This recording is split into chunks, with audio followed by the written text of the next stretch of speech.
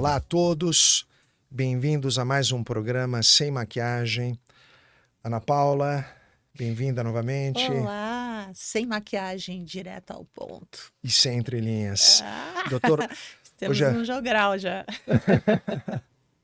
hoje vamos entrevistar o Dr. Roberto Aylmer, professor, PhD, um profundo especialista e conhecedor de burnout empresarial pela Fundação Dom Cabral, Fundação Getúlio Vargas, entre outras instituições internacionais. Roberto, muito bem-vindo.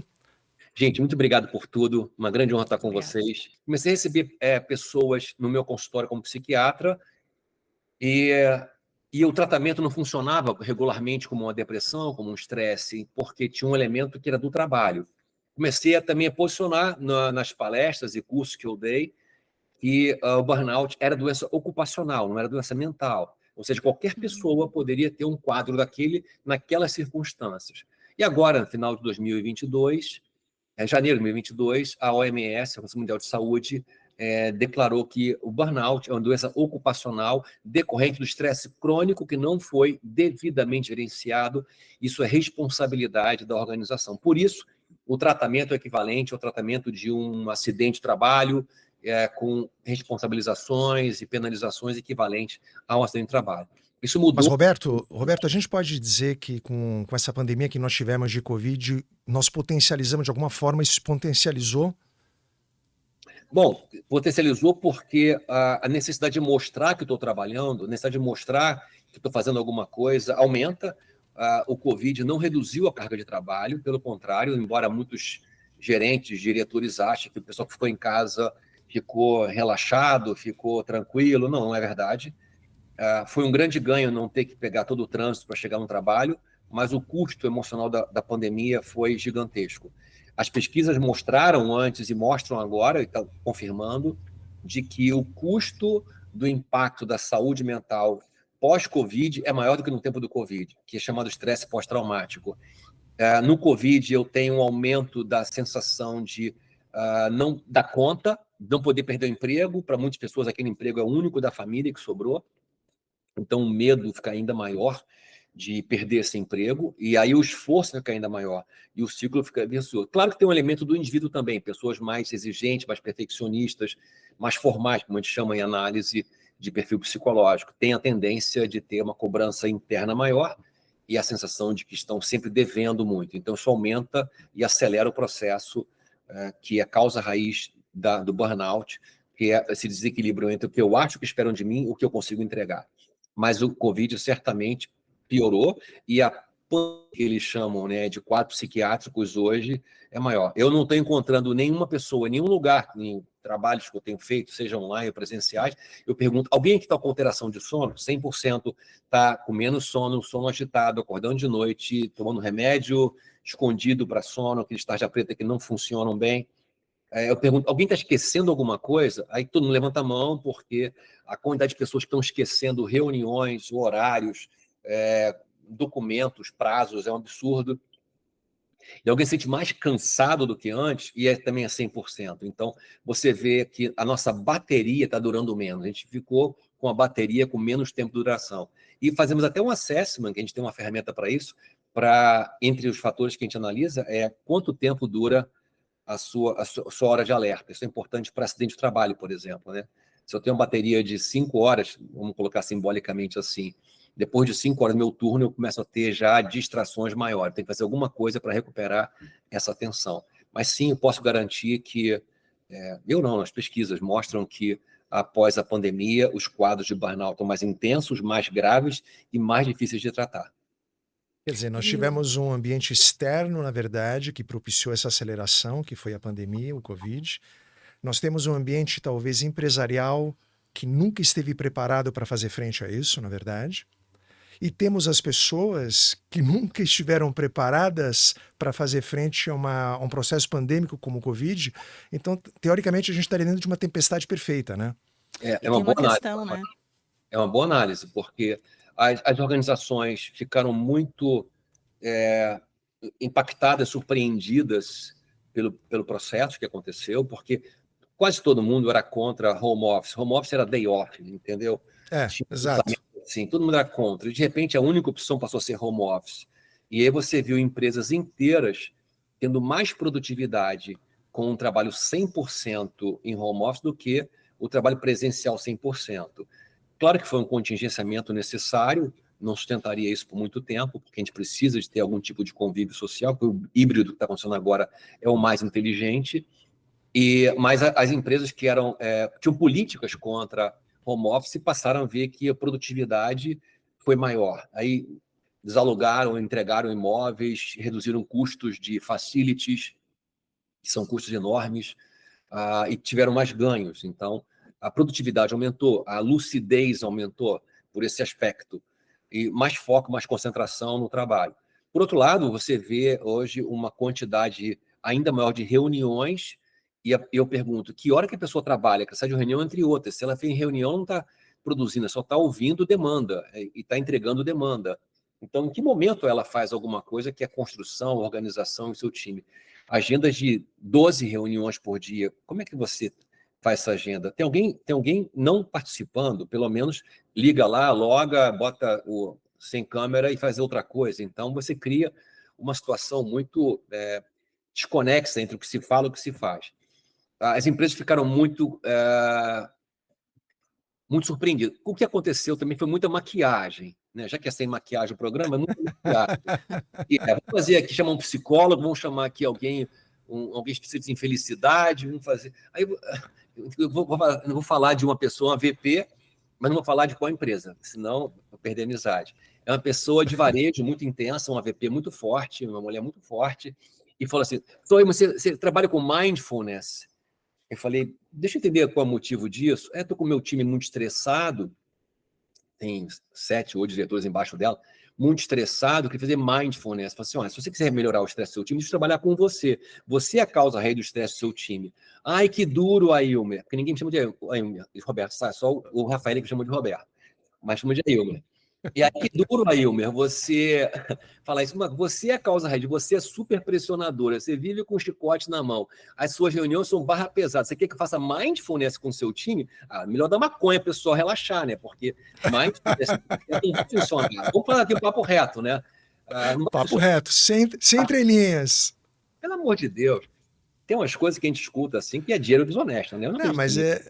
E dentro disso você começa a ver. Hoje você cura, na verdade, pessoas através das empresas também, não é? Então você cura a empresa para que as pessoas possam se posicionar no seu melhor dentro das empresas, né? Pô, esse é o conceito, né? Existe um novo tema chamado empresas que curam. Até no exato. Review tem um trabalho sobre isso.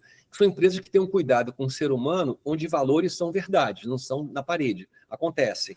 Então, a gente não precisa fazer uma coisa assim, sabe, maravilhosa, incrível, só que minimamente confiável. Saber Exato. que você não é meu adversário, que não tem fogo amigo, que a gente pode falar o que a gente pensa, o speak-up, que é tão difícil de acontecer, o que é falado é feito e não tem agenda oculta, sabe? Isso é o mínimo para a gente conviver com pessoas que passam a ser parceiras, não adversários. As grandes empresas, Rafael, têm um problema. Elas não enxergam o competidor, não enxergam o mercado. A luta é interna. É uma luta Exato. de gladiadores internamente. Então, esse processo interno de baixa confiança tem um custo muito alto de adoecimento, de impacto, de pressão muito, muito alto. E é muito preocupante também isso, porque isso fala da cultura. A cultura não é o que está na parede, é o que está na operação, o que está na ponta. A vida como ela é, como a gente costuma falar. A gente trabalha com isso, né, de fazer pesquisa diagnóstica da vida como ela é, e trabalha depois com esse diagnóstico para o C-Level, para eles verem o que acontece lá em cima, ver o que acontece lá embaixo sem Photoshop. Isso é muito importante, né, Ana Paula? Porque Então, é o que eu ia perguntar para ele, que esses sintomas, eles não aparecem rapidamente, né? É uma construção. Então, eu queria entender um pouquinho mais sobre isso, porque é importante para quem nos ouve que essa sua explicação. A gente sabe que quando uma pessoa está no C-Level, no cargo mais alto da organização, as pessoas não falam o que elas precisam ouvir, falam o que elas querem ouvir. Então, o Photoshop, a maquiagem no meio do jogo, acaba sendo uma coisa que é uma via de mão dupla. Os diretores não querem ouvir toda a verdade e a equipe não quer falar toda a verdade. Então, tem um combinado, assim, diria, sem palavras, de que eu Entre linhas. É entre linhas. Então, quando eu trago, eu faço pesquisa qualitativa na base operacional, a gente usa Legos, bonequinho, e bota lá um grupo de pessoas da mesma gerência e fala assim, bota aqui um modelo para a gente, como é que é a sua vida aqui na operação. E os caras começam a brincar, achar engraçado aquele monte de bonequinho, e começa a montar o modelo. Mas é um grupo, né? 4, 5, 8 pessoas até. E aí começa a explicar para a gente, isso aqui, esse Capitão Gancho aqui, isso aqui é uma pessoa complicada, não posso falar, tudo bem, mas é uma pessoa. E ele manda na área, manda na área. Então você vai, aos pouquinhos, conversando, perguntando sobre os bonequinhos. Os bonequinhos contam a vida toda. É uma metodologia muito interessante, porque ela tem baixa ameaça, baixo risco. É um grupo falando dos bonequinhos. Por isso que é qualitativa projetiva. Então, essa informação já é muito rica. Eu tenho uma pesquisa que analisa o nível de estresse, como eu falei para você, que eu vejo o impacto do gestor sobre o colaborador. Risco de suicídio, risco de sair da empresa, de um burnout, de adoecimento, tendência dessa pessoa de correr riscos numa situação operacional de complexidade. E a terceira pesquisa que a gente faz é de cultura moral, de onde o indivíduo toma decisões. Do seu interesse pessoal, ele protege o seu grupo, ele protege a empresa, ou usa valores como base de decisão. Então, essas três pesquisas, quando a gente faz uma triangulação, que significa, eu pego as três e coloco numa análise, usando metodologia acadêmica de pesquisa para tirar vieses, eu tenho resposta muito clara quais são os principais clusters de problemas e suas causas raízes. Então, quando eu chego para o C-Level, eu não falo assim, eu trago uma informação de pesquisa, aonde que eu tenho 3 grandes causas raízes que geram insegurança, ou seja, acidente, geram desperdício e perda de pessoas, e impacto na imagem, na cultura organizacional. Então, com essa informação, ele decide, ou ela decide, o que vai ser feito. Mas esse decisor aqui em cima é parte do processo de mudança. Então, quando o diretor, quando o vice-presidente chega para falar para o time, ele fala, eu vi a pesquisa, é minha essa pesquisa, o principal culpado, entre aspas, sou eu. Agora eu quero uma solução do grupo. Vamos propor para a gente aqui algumas linhas. Então, aí eu mostro para os diretores ou gerentes a pesquisa, eu mostro as ferramentas que nós propomos para ele de tratamento de causas raízes e temos um acompanhamento. Então, eu consigo dizer para você que aquele grupo que teve um diagnóstico e teve ferramenta tem acompanhamento. O que significa isso? As pessoas sabem que estão sendo medidas. Então, aquele comportamento de assédio, de crise, de ameaça, de cobrança indevida, que não faz parte de um mínimo de um ambiente organizacional saudável, ele para. Não porque a pessoa se converteu, porque o treinamento foi maravilhoso, porque eu sou um bom orador, falo muito bem, nada disso. Ele muda porque está sendo visto e medido no nível de estresse, nos legos, na cultura moral. A medição gera accountability. Ele sabe que vai ter um capital político se ele mudar. Então, ainda que seja um psicopata, que também tem isso nas organizações, o cara muda porque ele tem interesse em mudar, não porque teve uma mudança sincera, profunda. Gente não é igreja, a gente é consultoria. A gente não quer conversão, a gente quer mudança, quer ver o resultado, quer que a coisa sustente. Mas a coisa, depois de um tempo, volta atrás? Geralmente não, porque os novos resultados garantem que aquela nova cultura foi melhor que a anterior. Então, mas, Roberto, se me permite, nesse momento, a gente pode também entender que tem uma influência e tem uma visibilidade no bottom line da empresa também, no resultado da empresa financeiro também. Quer dizer, no momento que você reduz risco, gastos em relação à recuperação de pessoal, ver perda de processo produtivo especialmente, você tem um reflexo disso no bottom line. Sim. A gente faz um esforço de fazer essa medição. Por exemplo, numa grande siderúrgica que a gente trabalhou, numa área dela, uma área gigante, fizemos um trabalho de 5 meses. Esse trabalho resultou 4 meses. Ele resultou em mudanças importantes daquela unidade operacional. Acabaram os acidentes, por exemplo. Não tem mais acidente. Ok, mas esse grupo teve... foram 5 grandes paradas, cada uma das unidades são 5 unidades, 5 grandes paradas nessa gerência geral, nenhuma parada com acidente. Foi a primeira vez que isso aconteceu. E não teve uma hora extra, nenhuma hora extra. Nunca aconteceu isso antes. Então, só de hora extra, o que aconteceu no ano anterior foi 3 vezes o custo da nossa consultoria. Só de hora extra. Veja. Nossa.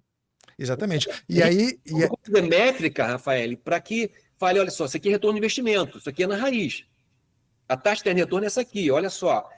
Embora eu não possa garantir que teria um acidente esse ano, garantir que teria 100 horas extra esse ano, mas O histórico dessa unidade operacional tem um bocado de hora extra, um bocado de acidente, porque é um time de alta performance, mas, ao mesmo tempo, a velocidade reduz segurança. É um cobertor curto. Qualidade, produção e segurança é um cobertor curto. Se puxar em um, você perde em outro. E custo, né? Agora, outro fator importante.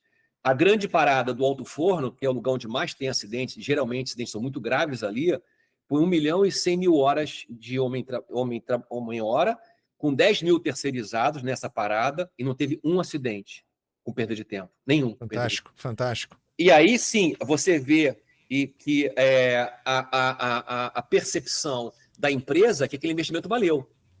Mas Exato. reconhecimento dos seus parceiros, que são os terceirizados, estavam lá, que nunca foram tão bem tratados. O nosso foco foi nos terceiros, tá? E teve um foco muito grande das pessoas da empresa cuidarem dos terceiros. Foi muito interessante também isso. E quanto custou esse trabalho todo? 3% do orçamento total da grande parada do Alto Forno. Isso significa nada, porque não teve acidente. Só um acidente já teria uma perda gigantesca, tem que paralisar, tem que ter investigação, tem que ter Ministério Público do Trabalho, um montão de coisa grave, fora a perda de imagem também que você tem, o impacto nas pessoas, né? Pelo amor de Deus, é uma coisa terrível. Então, a gente consegue fazer métricas assim, que embora sejam não tão acadêmicas, mas para um diretor de operações, ele sabe o que eu estou falando, que é verdade, então ele vê que aquilo funciona e faz sentido esse grau de investimento. Não, com certeza. Quer dizer, então a gente tem aí esse tripé da nossa entrevista, na verdade, de cura, prevenção e gestão, ela fica coberta com o que você está comentando, não é? A prevenção acaba sendo o melhor remédio para não curar. E a gestão desse processo todo é extremamente importante. E agora vem uma pergunta para você. Ela tem que vir do topo da pirâmide, Roberto? Exatamente. Veja, eu tô em consultoria há 30 anos, fui da Dom Cabral quase 15 anos, não estou mais lá no tempo por conta de agenda mesmo. Amo a Dom Cabral, é a melhor escola de negócio da América Latina, sem dúvida. Mas uma coisa que eu questiono eu faço treinamento com corpo gerencial. As pessoas gostam, saem com boas ferramentas, aí vem um diretor, dá um soco na mesa, e todo o processo de confiança, de construção, cai por terra. Agora, quando eu pego a pesquisa na ponta operacional, vou para esse diretor, qualquer diretor, um C-level, um presidente, e mostro, e trago a valor presente de hoje, o custo desse comportamento, o risco de acidente, esse diretor entende que aquele comportamento dele tem uma exposição que vai ser ruim demais para ele. E vai ter um custo para ele. Então, a tendência dele vendo esse material e vendo os caminhos que nós propomos de mudança, ele ser o cara que é o patrocinador do processo. O capital político dele, a unidade dele melhora, o trabalho dele melhora. Eu faço um pacto com esse diretor. Eu sou teu sócio, cara. O teu sucesso é meu sucesso, mas eu vou falar com você a vida como ela é. Eu não vou te falar o que você quer ouvir. Eu vou falar o que você precisa ouvir. Então, me aguenta, que não vai ser fácil me escutar. Quando o cara... E nessa hora, é melhor falar com um jovem de 30, 40 anos ou um cabeça branca?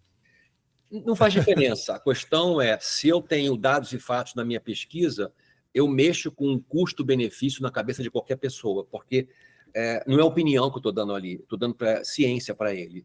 Por isso essa formação acadêmica de doutorado. Tem outra doutora na minha equipe, que é minha filha, Mariana, pesquisadora também, tem alguns pesquisadores e muita gente experiente em campo. 30 anos de consultoria, né? Você sabe que tem muita história para contar. Então, assim, o que me chamou a atenção é, depois de tantos anos treinando pessoas, por que não sustenta? Por que a coisa não aplica? Só 10%, 15%, na melhor das hipóteses, leva alguma coisa para casa. Porque a cultura em que ele volta não recebe aquele material. Então, quando a gente faz esse trabalho vertical, a gente mexe com a subcultura de uma diretoria. E depois, com frequência, as outras áreas também querem fazer. Então, eu trabalho com o C-level todo, eu trabalho com o RH inteiro, eu trabalho com níveis mais laterais. O que é comum acontecer, né, nessas empresas, esse tipo de busca de entender como é que a gente faz esse upgrade da organização a partir da gestão. Porque, veja, a gente não trabalha com segurança ou com treinamento. As duas coisas estão juntas para a gente. O conceito que eu criei foi que a segurança ela é uma resultante da equação da gestão.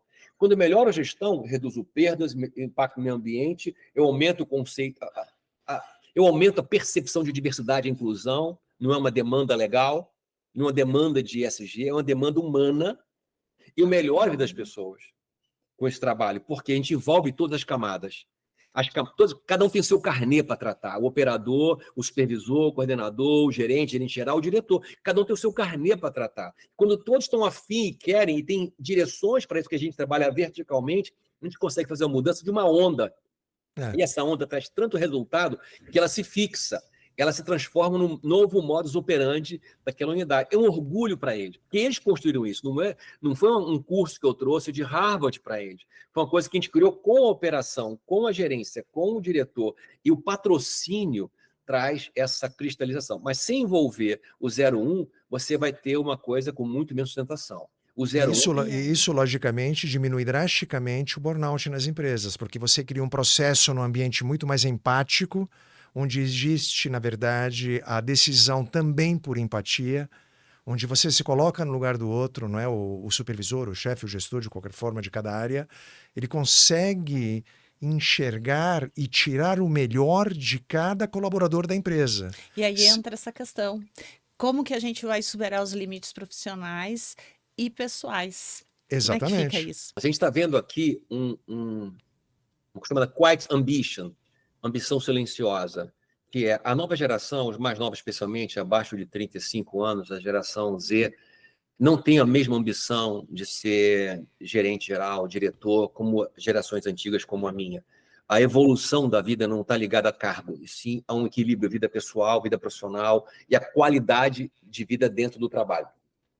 Então, o ambiente, a organização está sofrendo mudanças importantes. É natural que isso aconteça após uma grande catástrofe global, como foi a pandemia, como foi também a gripe espanhola, como foi a Primeira Guerra Mundial, a Segunda Guerra Mundial. As grandes magnitudes de movimento, eles geram mudanças de comportamento importantes.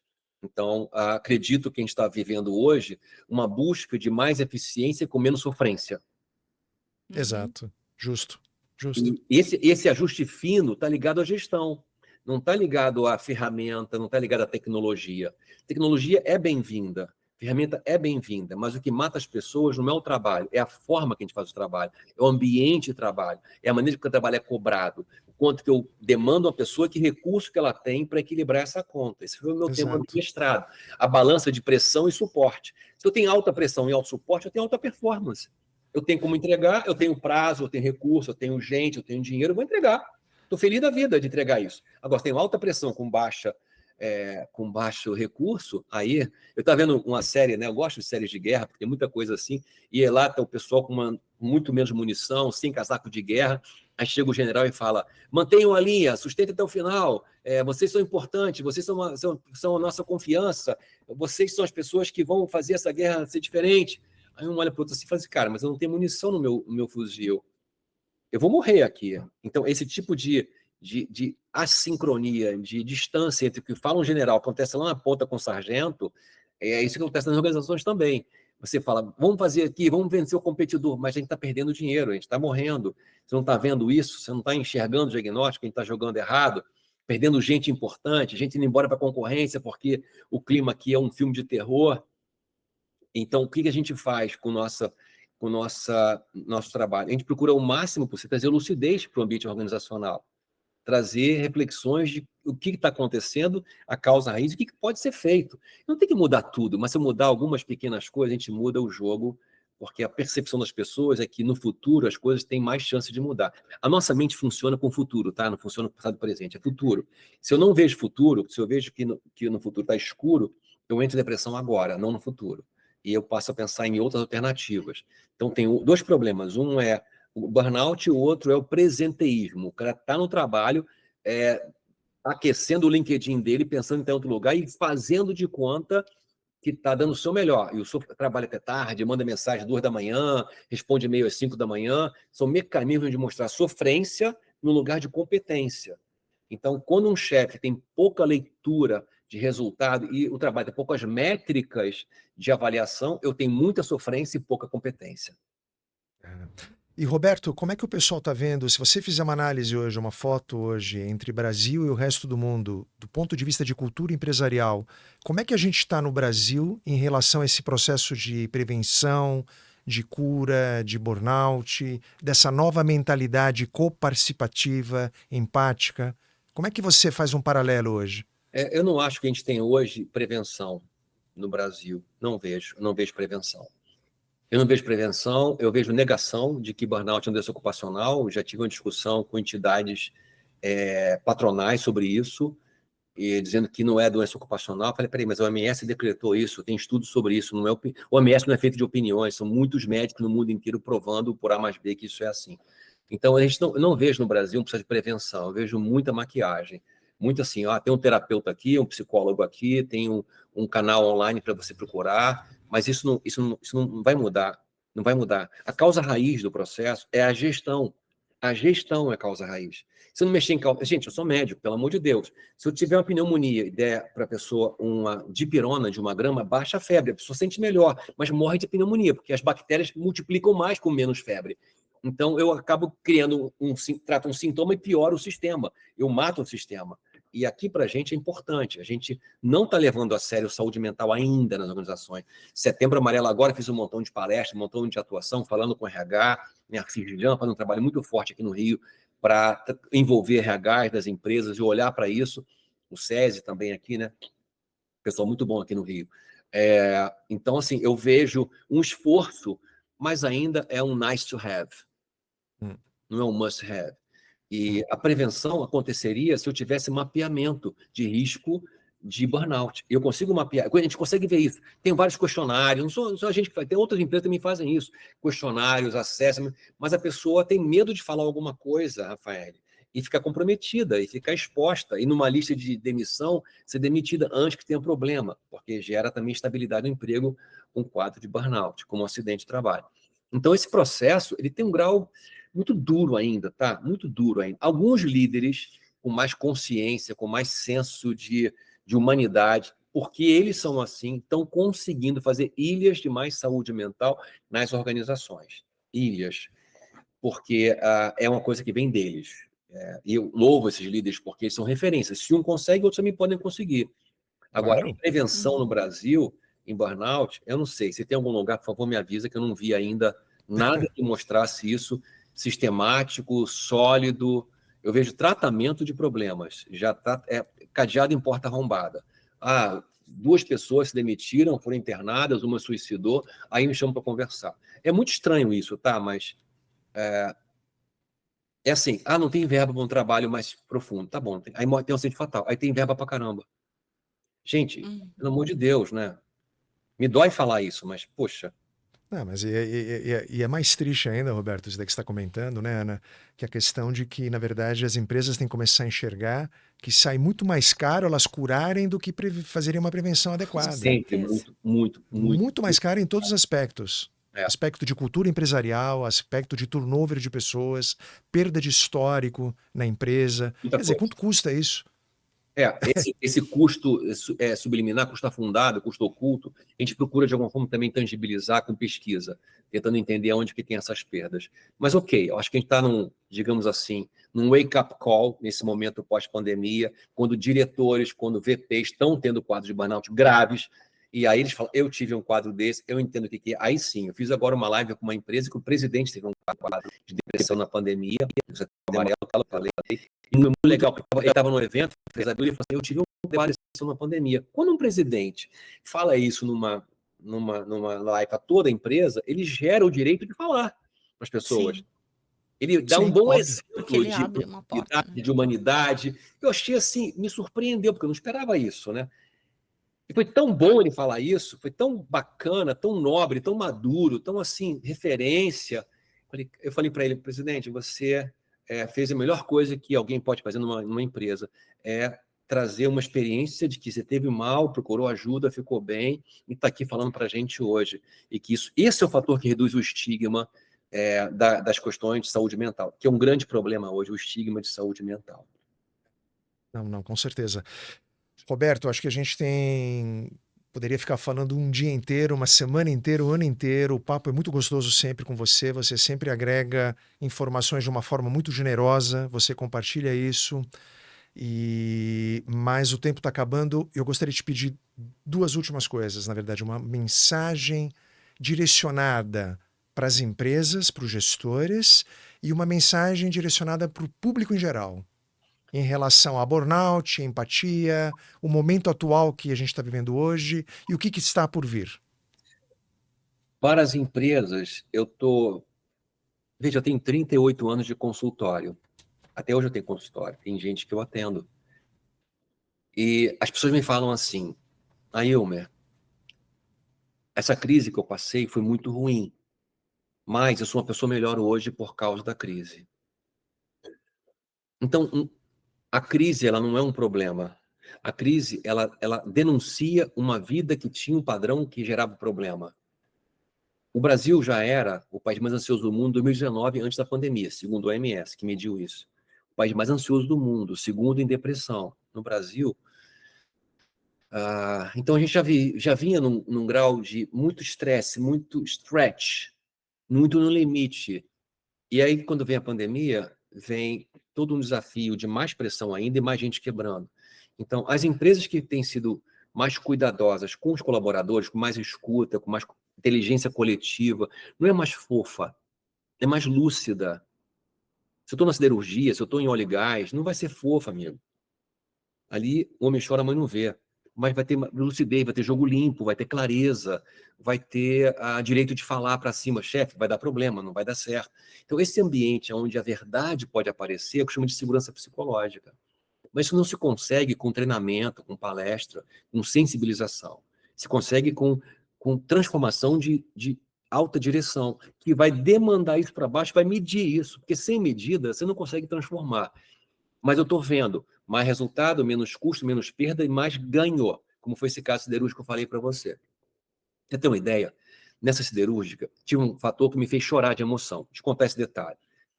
Essa área estava batendo recorde, acima de recorde, depois dessa parada que foi feita e depois desse retorno. E aí, era dia 29 e no dia 30, isso foi ano passado, de outubro, era o último, de setembro, era o último dia do mês, e o pessoal ia bater o recorde. O gerente geral foi na área e mandou parar as máquinas. O pessoal ficou assustado. O que aconteceu? Algum problema? Tem uma coisa. Pare as máquinas. Parou todo mundo, chamou na frente, reuniu no galpão todo mundo. Mas, chefe, nosso recorde, parar, está quase conseguindo. E ele falou assim: eu parei as máquinas para falar para vocês que a sua segurança é mais importante que o nosso recorde. Não vai ter recorde. Segurança para a gente tem que ser uma coisa real. Quando um cara faz uma coisa como essa, Rafael, olha a mensagem que ele passa, concreta. Liderança, essa é a mensagem para os líderes. Liderança é uma gestão de símbolos. Toda vez que tem a chance de ter um símbolo de valor humano real, faça. Mas faça e assine a conta. Então, essa é a mensagem para os líderes. Liderança é uma gestão de símbolos. Para as pessoas. Eu sei que é difícil pra caramba gerenciar a complexidade de transporte, família, trabalho, cabeça de chefe, cabeça de filho, cabeça de cônjuge. Uma sociedade bastante complexa, mas você não pode terceirizar a sua saúde mental para ninguém. Ninguém pode ser culpado do seu adoecimento. Saúde mental é um desafio seu, um problema seu, o carnê é seu. Você não pode terceirizar para alguém. Se está matando você na empresa, cara, faz alguma outra coisa. Mas ninguém tem o poder sobre você. Vou contar uma história agora de um amigo meu que é do Egito. Estava chegando no Egito, ele é cristão, chegando no Egito com outra pessoa também cristã, que era americana, chegando no Egito. E ele falou assim: talvez eu seja preso. Mas como assim ser preso? É porque aqui, quando eu chego de volta de outro país, eles me prendem, mas depois me soltam. Não fica preocupado, não. Se encontra no hotel. Ele foi preso, ficou numa sala nu, 24 horas com um soldado na porta. E aí ele perguntou para o soldado: por que você faz isso? E ele falou: a minha missão é humilhar você. Nossa. E ele falou assim: mas cabe a mim se você vai ou não cumprir sua missão. Porque eu estou aqui por um propósito maior que me faz digno mesmo humilhado por você. Uau, bárbaro. Então, ninguém pode definir minha saúde mental se eu não deixar. Uhum. Então, esse é o momento da nossa vida que a gente sai de uma pandemia, e muita gente não saiu, com o seguinte dever de casa: é isso mesmo que eu tenho que viver? É isso mesmo que é a vida? Como é que eu faço para ter uma vida melhor? Gente, muito obrigado por tudo. Uma grande honra estar com Obrigada. vocês. Eu sei que vocês também estão com o tempo apertado aí. E eu quero agradecer muito essa oportunidade e já oferecidinho que eu sou, me convidar para estar outras vezes com vocês. Muito obrigado, Obrigada, Roberto. obrigada. Obrigado, obrigado. Um abraço. Obrigado. Abraço. Obrigado, Roberto. Muito obrigado pela tua presença. Ana Paula, muito obrigado por mais uma jornada junto comigo no Sem A Maquiagem. gente só fica ouvindo realmente algo bem importante que ele falou hoje, né? Sim, para que a gente possa refletir, para que o público em geral possa refletir diante de uma menção tão generosa por parte do Roberto em relação à vida, que afinal a gente fala de vida, a gente fala muito de empresas, a gente fala de ESG, de sustentabilidade, mas no final do dia A gente tem que falar da saúde mental. a gente tem que falar da saúde mental que está relacionada ao ser humano. É Perfeito. isso Ana Paula, então, vamos para a próxima. aí. É isso aí. Até lá. Até mais. Obrigado. Tchau, tchau.